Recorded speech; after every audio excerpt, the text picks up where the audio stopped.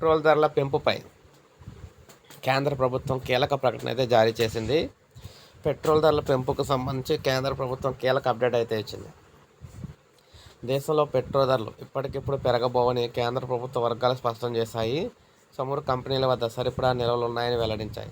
ప్రపంచ చమురు మార్కెట్లను నిశితంగా పరిశీలిస్తున్నామని, అయినా పెట్రోల్ ధరలను పెంచబోమని, కొంతకాలం పాటు ప్రస్తుత ఒత్తిడిని చమురు కంపెనీలు భరిస్తాయని వివరించాయి. వచ్చే 6 నుంచి 8 వారాల వరకు కూడా సరిపడినంతగా ముడి చమురు శుద్ధి చేసిన పెట్రోల్ నిల్వలు అయితే ఉన్నాయని చెప్పేసి అన్నారన్నమాట. ఇంకా అంటే ఇక్కడ ఎవరైతే ప్రజెంట్ ఈ పెట్రోల్కి సంబంధించి రేట్లు పెరిగిపోతాయని చెప్పేసి కంగారు పడి ముందుగా బంకుల చుట్టూ వెళ్ళి ఎక్కువగా కొని తెచ్చి పెట్టుకుంటూ ఉన్నారు కదా. సో వారందరికీ కూడా ఈ విధంగా కీలక ప్రకటన అయితే జారీ చేయడం అయితే జరిగిందనమాట.